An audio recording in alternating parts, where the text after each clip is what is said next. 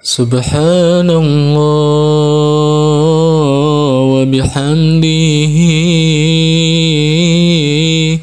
Subhanallahil azim astaghfirullah Subhanallah wa bihamdihi Subhanallahil azim astaghfirullah Subhanallah walhamdulillah wa la ilaha illallah Allahu akbar astaghfirullah Subhanallah walhamdulillah wa la ilaha illallah Wallahu akbar astaghfirullah Subhanallah wa bihamdihi. Jadi maksud hadis tadi, as-sholatu nurun was-shadaqatu burhanun was-sabru nurun wal qur'anu hujatun laka aw alaika. Hadis riwayat Muslim. Sholat sebagai nur, sedekah sebagai bukti, kesabaran sebagai cahaya, Al-Quran sebagai hujah bagimu atau atasmu. Maksudnya barang siapa yang diberi Allah Subhanahu wa ta'ala berupa nur, cahaya, burhan, maka ia telah menerima furqan, telah menerima ilham. Ya.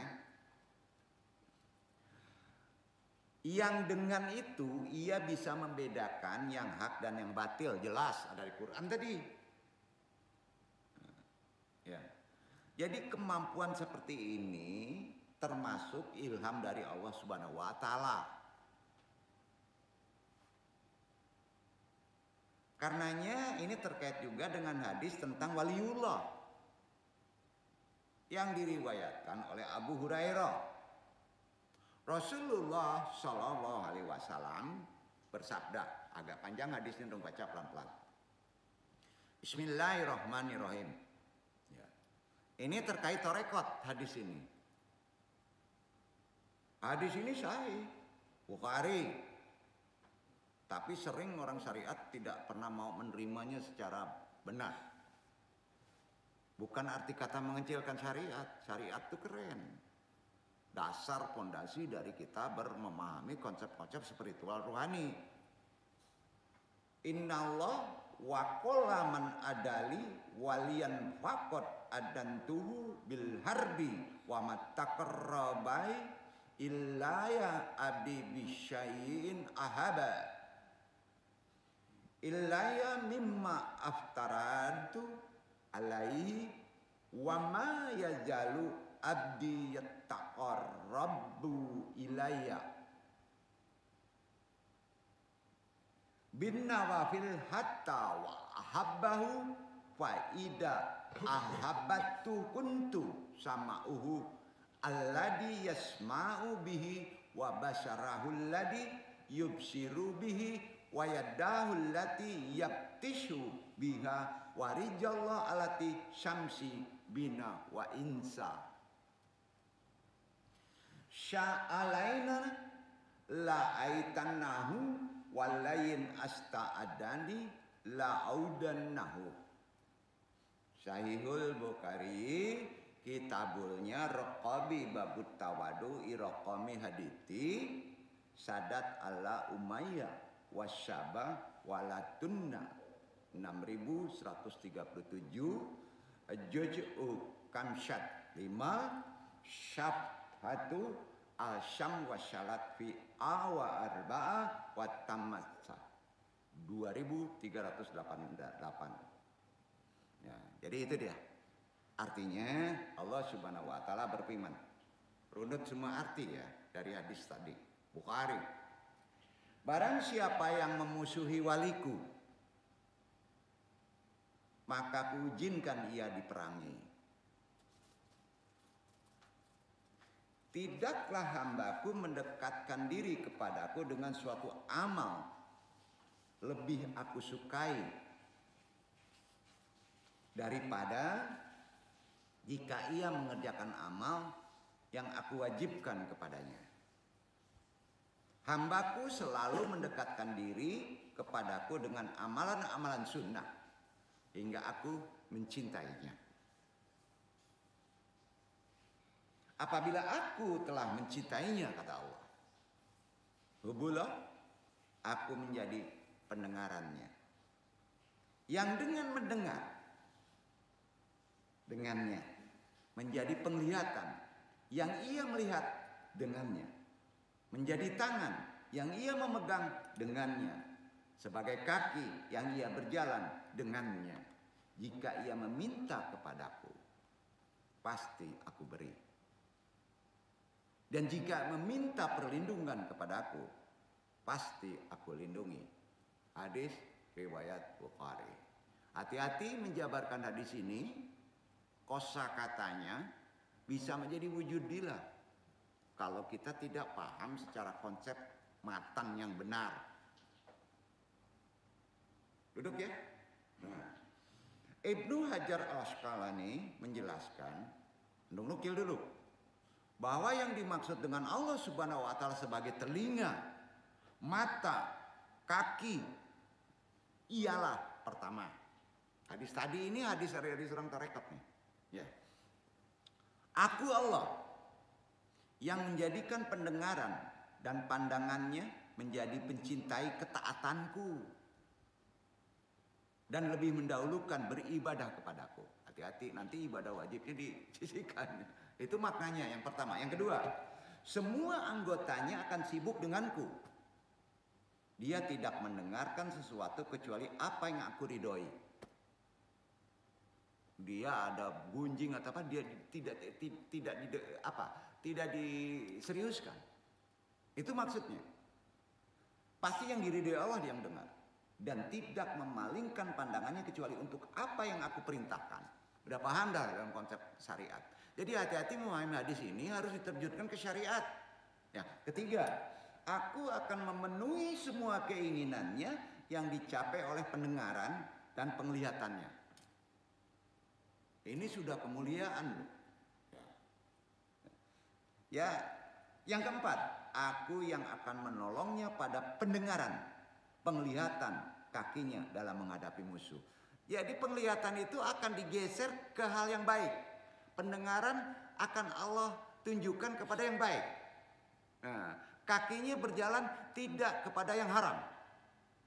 Jadi campur tangan Allah tuh kental banget gitu.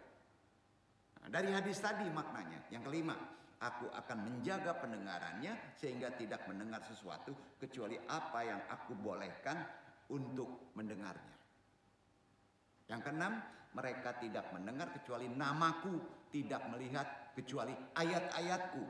Nah, karenanya kedua makna tadi menjadikan mendapat al-faqihani, ya, faqih, dan mendapat ilham furqan.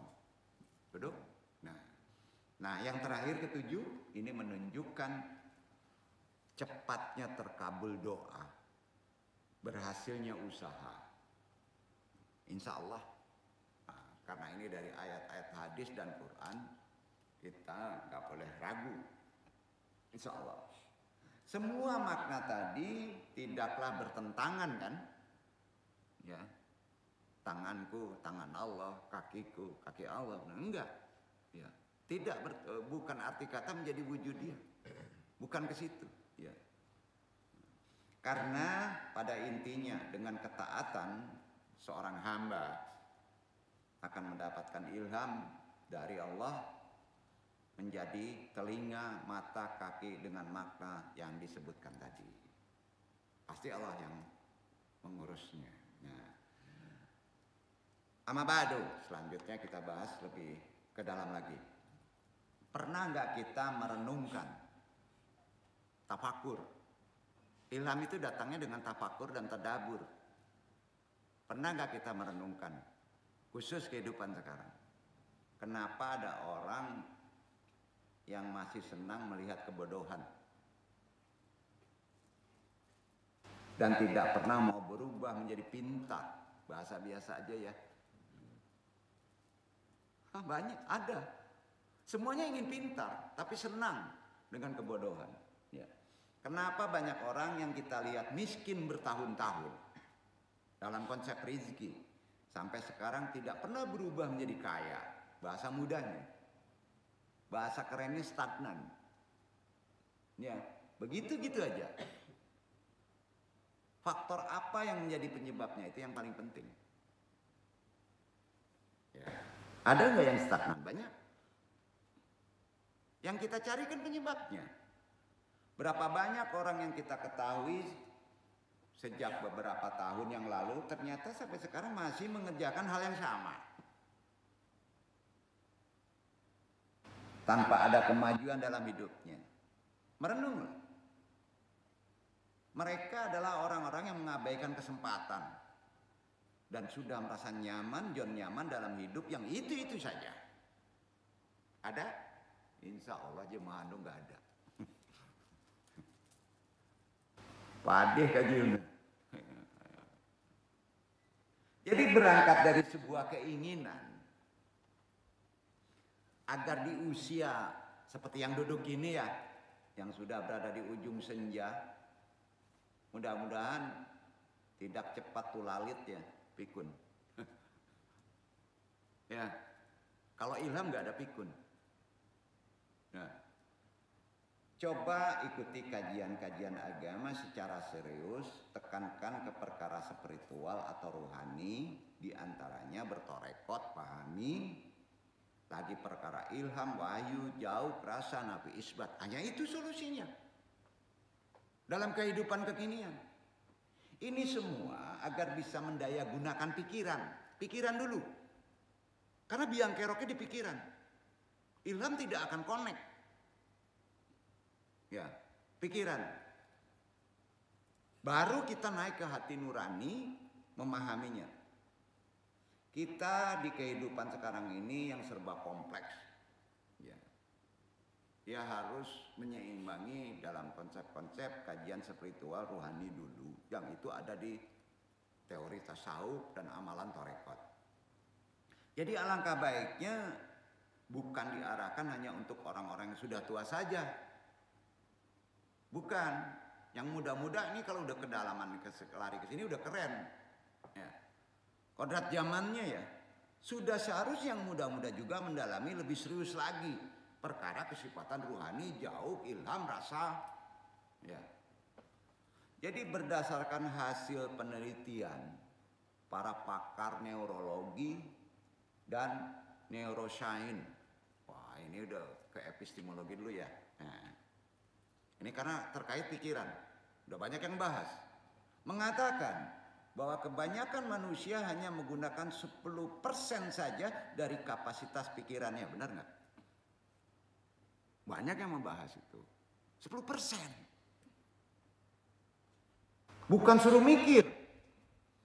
Sedangkan orang-orang sukses menggunakan lebih dari 10%. Lebih 10%-nya sudah sukses.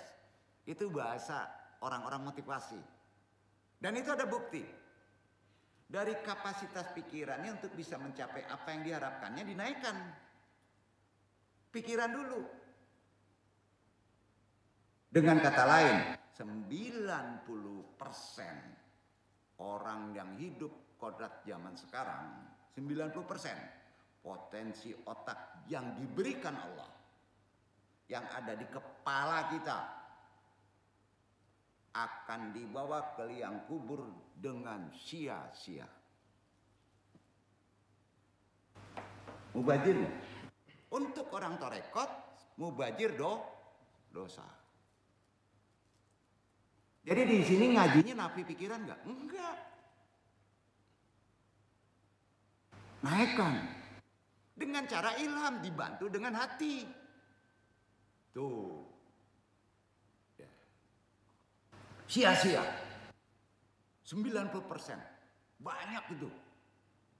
Capek Allah nitipin. Harus 100%, cuma 10%.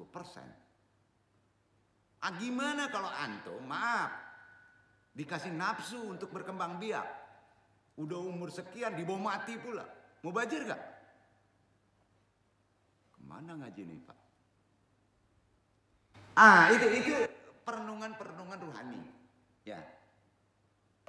Nah, di sini antum jabarkan lebih dalam nggak apa-apa ya. Perkara atribut perangkat arah ke atas yang sering kita taharakan dengan abah. Ternyata jika otak kiri yang sifatnya kritis, analitis, ya, itu perlu diistirahatkan. Nah, kalau di sebelah tangan kiri mana? Sini. Perlu diistirahatkan. Karena sifatnya kritis dan analitis. Ya. Istirahatkan.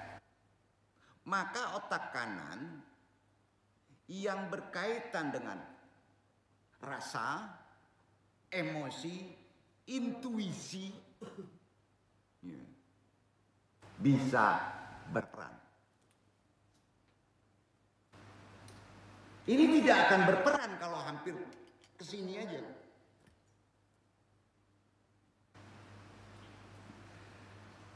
Jadi di sini perlu furqan. Apa? Keseimbangan. Itu yang disebut penggabungan kinerja atau menjembatani antara kekuatan otak kiri dan otak kanan secara seimbang. Benar bahasanya nggak? Nah, kini lebih populer, bahasa kerennya itu dijabarkan mahal harganya kalau antum ikut training ini. Disebut apa? Mengasah otak tengah. Midbrain. Ayo, di tasawuf sudah dijabarkan bro. Di torekat sudah diamalkan. Di kita masih ngotak-ngatik. Itu yang disebut mengasah otak tengah. Ini. Penyeimbangan antara kanan dan kiri. Ya. Jadi aktivitas otak tengah menggunakan apa? Kalau seimbang sini, itu yang disebut gelombang alfa. Tanpa ada gelombang alfa, ilham nggak bisa masuk. Karena jatuhnya hati itu ke tengah. Melalui gelombang alfa. Itu nggak dijabarin ke dunia epistemologi. Nah, itu yang dipraktekkan pada kopi. Ada pertanyaan sebelum melanjutkan? Nah, itu gelombang alfa yang bergerak. Akan membuat otak kiri dan otak kanan bersinergi. Gampang ya? Sehingga akan timbul komunikasi menjadi lancar dari pihak hati kepada pihak akal. Walaupun akal antum tidak hafal. Letak kekhusyuan sholat sering perkaranya di situ. Nggak lancar. Daya ingat, konsentrasi, insya Allah meningkat. Daya kreasi bertambah. Gerak kinetik menjadi lebih baik. Hormon dalam tubuh menjadi seimbang. Otomatis fisik, ginjal, hantu belau, tetek di tubuh, darah putih baik. Keren kan rohaninya nih? Emosi jiwa kita menjadi lebih stabil. Karenanya sinergi ketiga otak tadi dapat mengoptimalkan kinerja otak dan membangkitkan potensi. Itu yang disebut jenius. Apa namanya? Jenius. Bukan akal sehat. Itu sebetulnya sehat itu lebih cenderung ke fisik. Itu disebut jenius. Yang masih terpendam. Antum itu jenius semuanya. Tapi masih terpendam. Pertanyaannya, amalannya apa sih? Nafis, wal kopi. Antum tidak terasa kalau antum ini cerdas. Karena udah puluhan kita melakukan hal tadi. Talqin zikir. Jadi bukan penjabaran. Kita nggak menyadari kalau kita dicerdaskan sama Allah waktu kita bertindak. Ya, makanya antum paling kesel deh kalau orang mengandalkan intelektual ngaji di sini.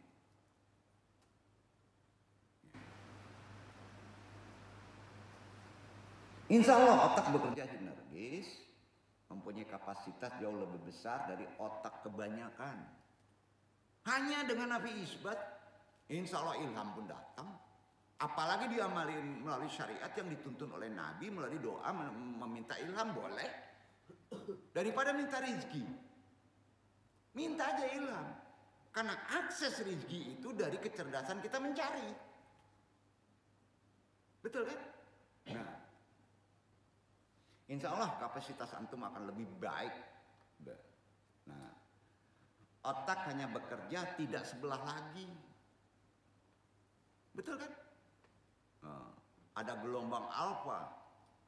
Penjabarannya beda. Orang modern kalau udah sampai sini ngajinya itu mahal. Sering disebut MHBI. Apa itu? Metode Holistic Brain Improvement. Betul kan? Nah, jangan diundang-undang lah. Lu makan sama hadis semuanya itu. Udah ada di hadis. Udah ada di Quran. Sampai level MHBI 100 juta. Sedih banget antum ya. Tiap hari dibawa Quran, diginding-ginding tapi tidak dipahami dengan benar. Kan kacau itu. Ayo. Jadi aktivitas otak tengah bukanlah sesuatu hal yang magis. Orang menganggap otak tengah itu magis. Waduh, kemana ini? Itu logis. Dengan amalan yang dianggap magis. La ilaha illallah, la ilaha, diketawain sama orang. Nah, kan susah tuh Pak. Padahal itu nggak magis. Masih juga malas. Apa ada masalah? Anu yang capek. Petunjuk nggak ada. Ya. Jadi sudah jelas ya, itu tidak magis, tidak berbau supranatural. La ilaha illallah, setan yang segede jihin itu supaya kabur. Itu masih anak-anak. Berpikir gitu masih anak-anak. Nah pertanyaan sekarang, apakah Quran, hadis tidak sesuai nggak dengan akal? Masya Allah. Marah-marah ya dong ya. Gak banyak ngoon, males dong. Capek. Yeah. Jelas. Nafi isbat, ilham. Itu ilmiah. Sangat ilmiah. Sangat ilmiah. Jadi kalau kita mendalami tasawuf, torekot, sampai terapi, sebenarnya di Islam itu bisa diilmiahkan.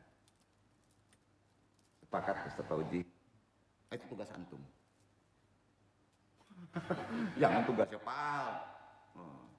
Yang ditakutkan kan kalah sama Iwan EN nih. Jadi zaman sekarang ya. Jadi sudah jelas. Memori pikiran ada di bagian tengah otak kita. Bukan di kanan, bukan di kiri, memori itu. Di tengah. Dari interaksi yang luar biasa antara kedua belah otak, kanan dan kiri. Dan bukan hanya berasal dari belahan otak kanan saja. Interaksi. Begitulah cara memahami sains pada otak manusia secara sains dan terkait dengan hadis dan Quran. Nah, sampai titik ini yang Anung jelaskan. Beres nggak logika kita dengan spiritual kita? Jawab. Jujur. Apakah di sini ngajinya kacangan?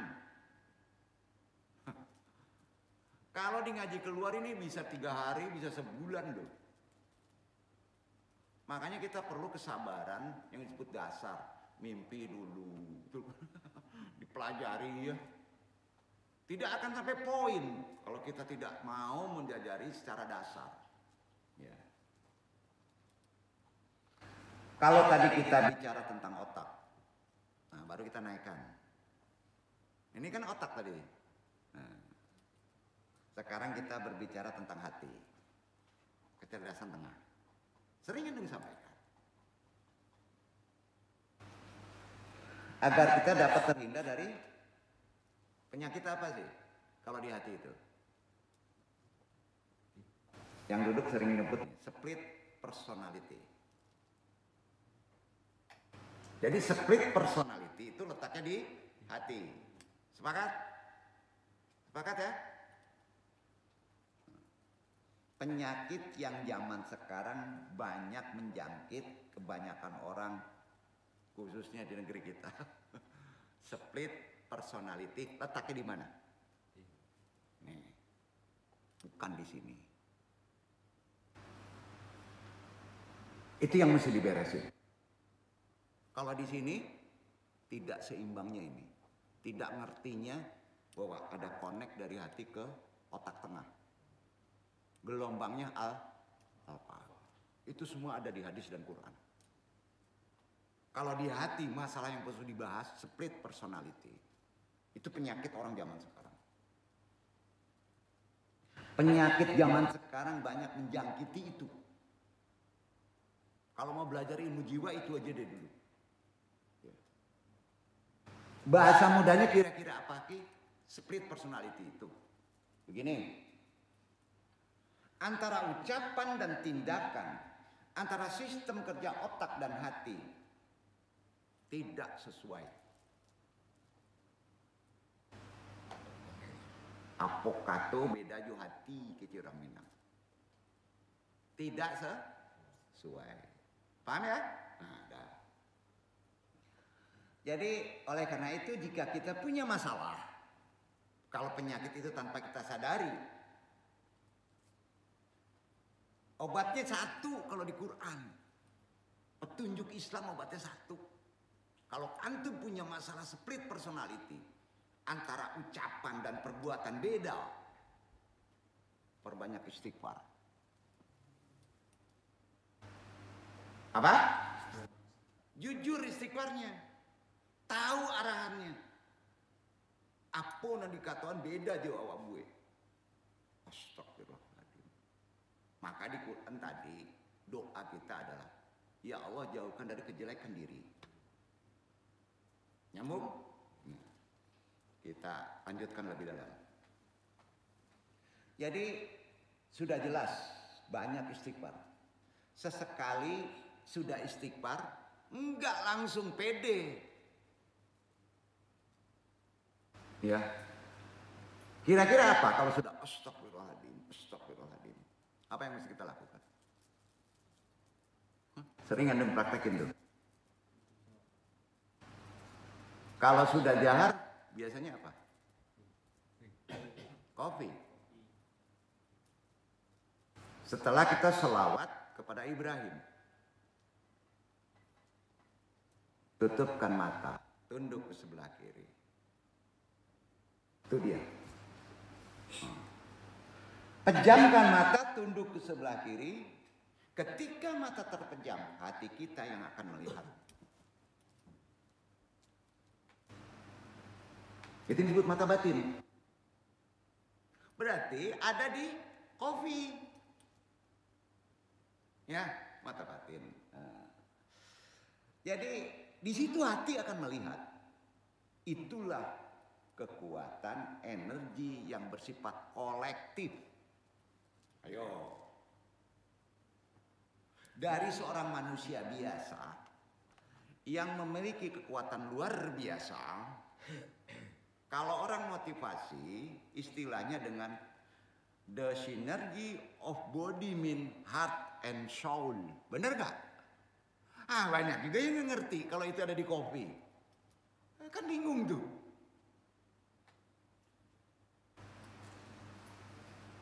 Dengan terintegrasinya badan, pikiran, hati, maka jiwa diharapkan akan memiliki visi kehidupan yang benar-benar tajam, peka,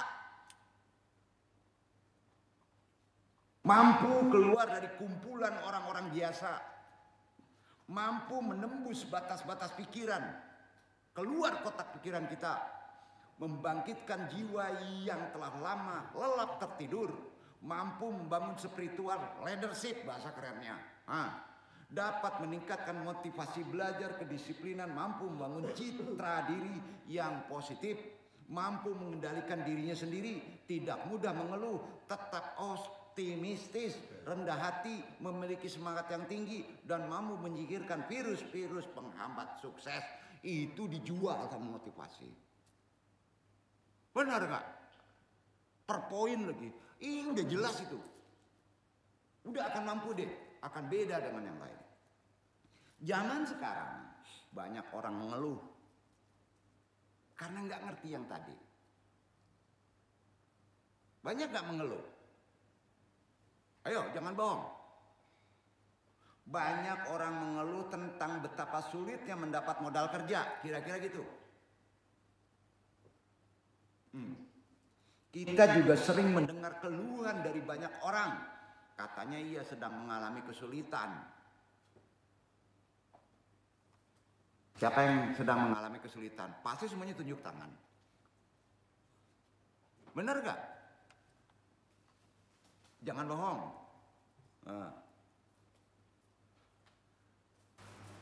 Sepelenya ya. Apa sih kesulitannya? Tidak punya uang, umpama. Ayo. Sebenarnya bukannya mereka sedang tidak punya modal atau tidak punya uang. Tetapi kebanyakan orang mengeluh karena mereka sedang kehabisan ilham. Kehabisan ide. Jadi jangan dijual dong uangnya. Antum ini orang sekarang banyak kehabisan ide. Kehabisan ilham. Itu persoalannya. Setuju nggak?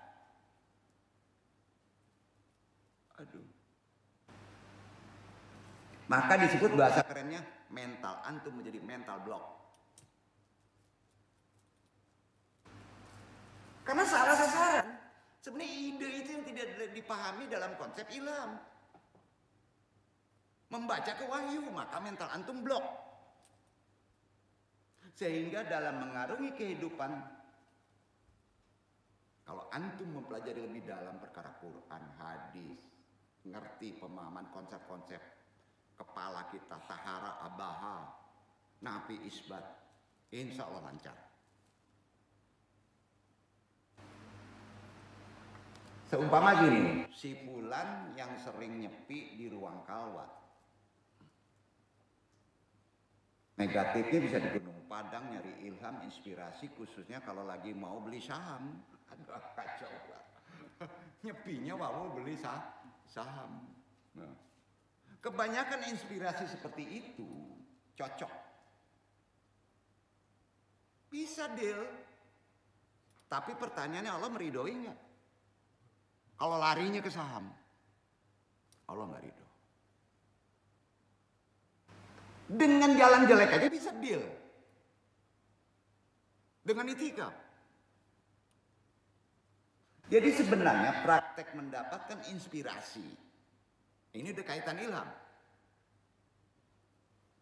Amalan mendapatkan ilham dapat dilakukan dengan dua metode secara ajaran Islam.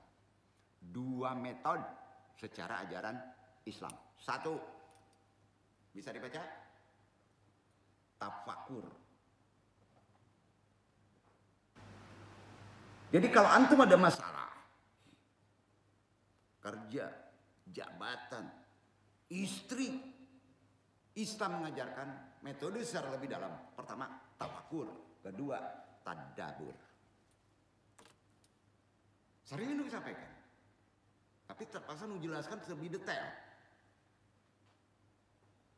Metode Islam, pertama, tafakur. Kedua, tadabbur. Pertanyaannya, di mana letak solusi secara rohani, di mana letak solusi secara lahiriah?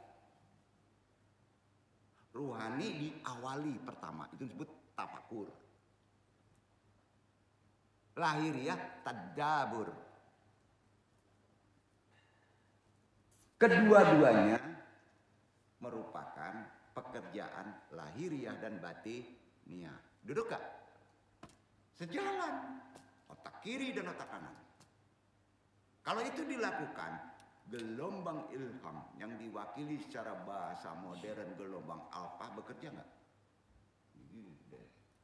Keren. Tafakur bisa disebut kontemplasi. Bahasa orang-orang keren makrifat dulu, kontemplasi. Ya. Ialah salah satu cara, secara bahasa lebih bawah, introspeksi diri. Itu kontemplasi. Muhasabah, betul kan?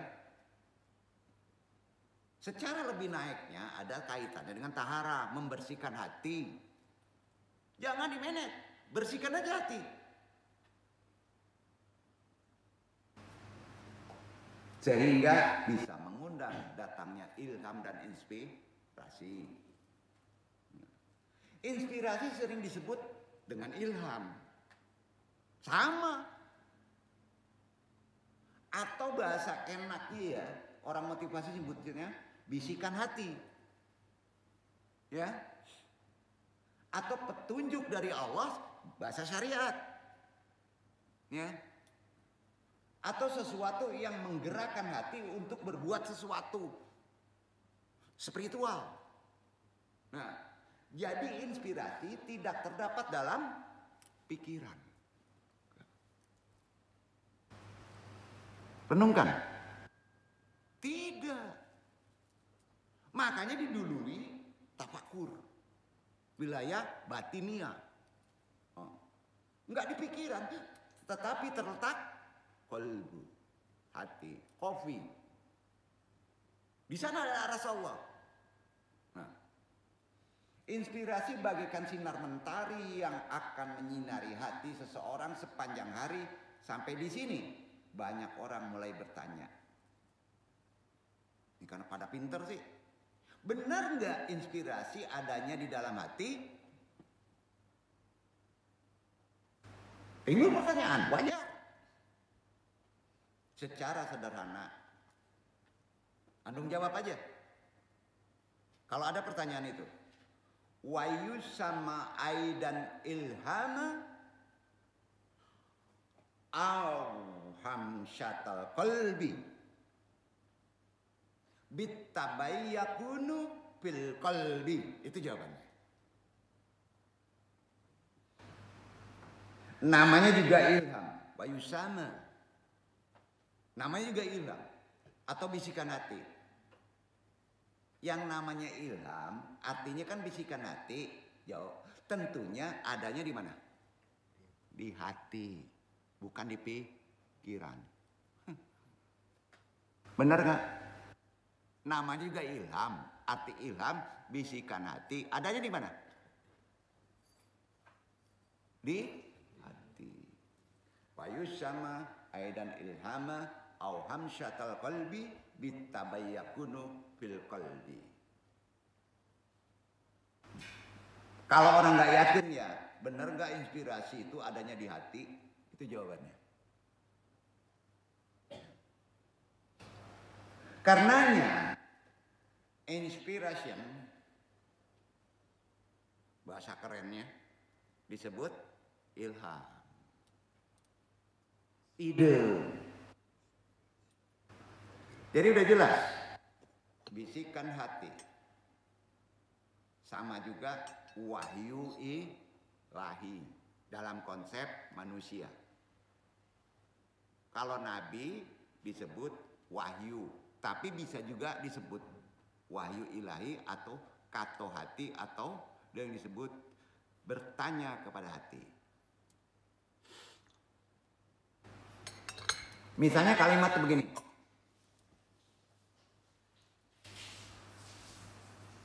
To have an inspiration. Bahasa Britania aja ya. Nah.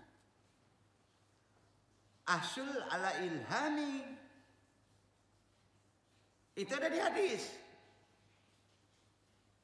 Mendapatkan ilham tuh. Benar nggak? Jadi Ifal kula syai'in hasyabah taujihadi qalbihi. To the everything by inspiration. Benar? Melaksanakan segala sesuatu menurut bisikan hati. Karenanya di hadis faj'atan hasal ta'ala ilhami. Hadis ulang. Faj'atan hasal ta'ala ilhami. To have a sudden inspiration. Nah, pusing. Tiba-tiba antum mendapat ilham. Makanya sering dikupas di hadis al-wahyu minallah, al-wahyul ilaihiyu. Defining inspiration. Ilham wahyu dari Tuhan. Ilham wahyu dari Tuhan. Kalau ilham, kalau wahyu tersandarkan pada ilham. Tapi wahyu murni ilahi. Paham perbedaannya? Udah putus itu. Kita masih menggunakan Tuhan. Nah, disinilah ternyata ilham inspirasi bukan berada di dalam pikiran. Tadi udah disebut. Enggak. Wa yusyama aidan ilhama aw wasam satal qalbi bitabayyakunu bil qalbi. Namanya juga ilham, bisikan hati, tentu adanya di hati. Karenanya inspirasi itu artinya ilham, bukan bisikan hati, bukan arti kata pikiran, tapi wahyu ilahi pada Nabi.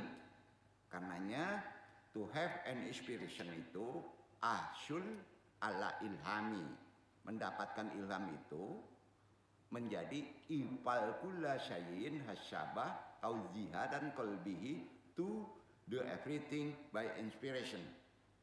Melaksanakan segala sesuatu menurut bisikan hati, faj'atan hasaltu ala ilhami, to have a sudden inspiration. Tiba-tiba antum mendapat ilham, al-hayyu minallah wal wahyun ilahiyu. Defini inspiration, ilham wahyu dari Tuhan, wahyu dari ilahi. Ternyata ilham inspirasi bukan berada dalam pikiran. Itu penjelasan yang lebih logis. Tapi berada dalam qalbu, hati, dan tidak semua aktivitas manusia digerakkan oleh pikiran. Termasuk bodoh antum. Apapun aktivitas manusia sesungguhnya digerakkan oleh qalbu. Bukan pikiran. Salah satunya adalah inspirasi, ilham yang datangnya dari Allah. Diberikan langsung kepada manusia melalui bisikan hati. Karena itu lebih tepat kalau kita mengatakan kullu syai'un yabda'u mimman nanwihi wala isya mimman nufakiru fihi an-niyatu fil qalbi. Niat. Semua berawal dari apa yang kita niatkan, bukan dari apa yang kita pikirkan. Niat adanya di dalam hati. Bohong.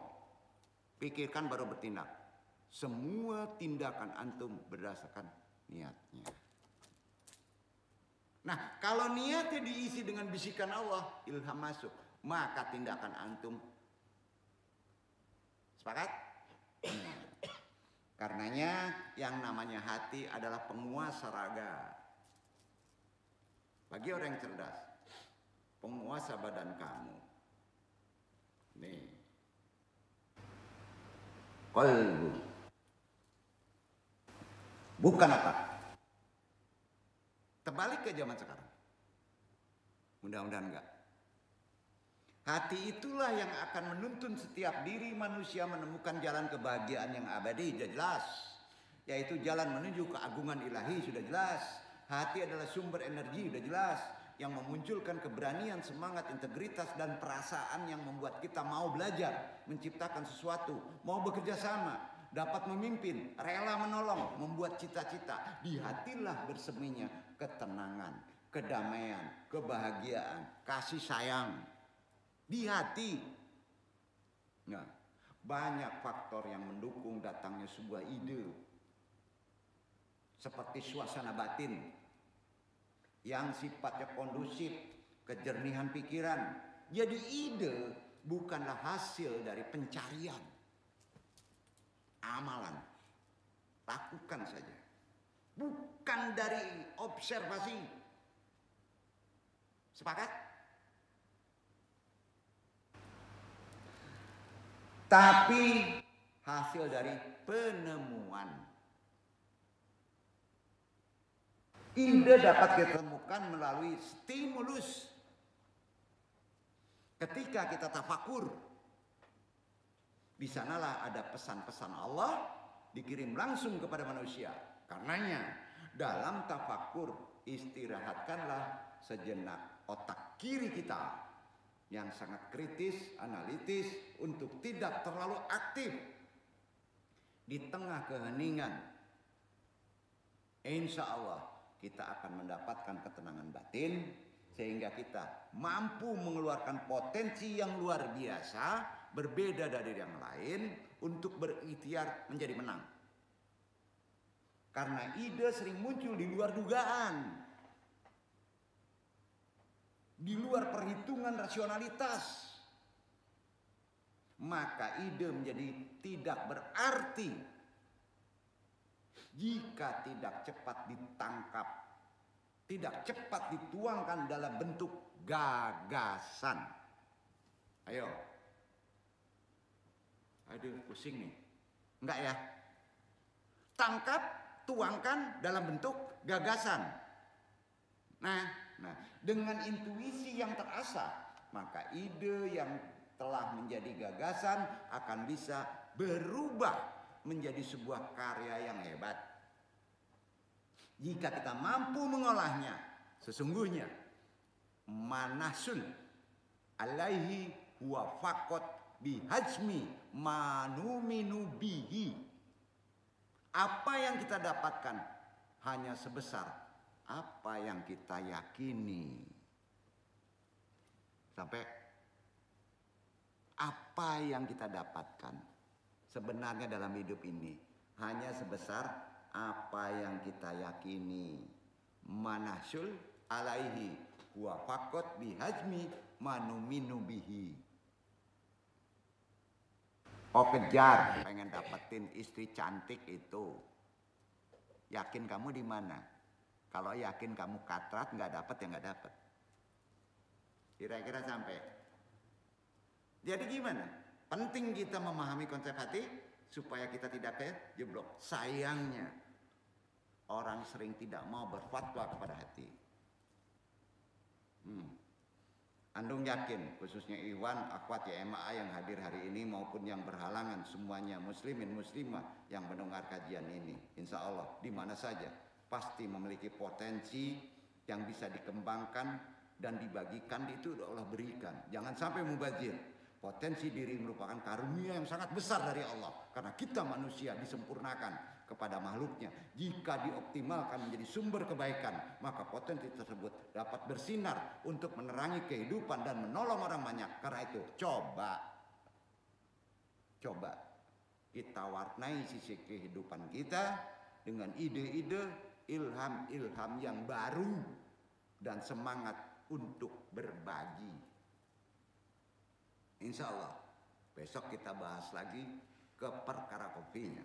Walau alam bisyawab, bersambung ke bab 3, mudah-mudahan bermanfaat. Baik dulu andong. Wassalamualaikum warahmatullahi wabarakatuh. Kita lanjutkan ngaji, masuk episode 2 jadinya. Ya. Terkait ilham dan wahyu dan perbedaannya serta amalan-amalan ilham. Tadi sudah jelas 2 sandaran dalil dari Quran, 1 hadis untuk mengamalkan Quran. Di hadis itu yang diamalkan. Kalau 2 Quran tadi diamalkan, Itu umumnya, ya umumnya. Ayat-ayat tahara istighfar. Ya. Jadi boleh saja dibaca dari Al-Quran tadi karena itu doa. Ya. Penguatannya.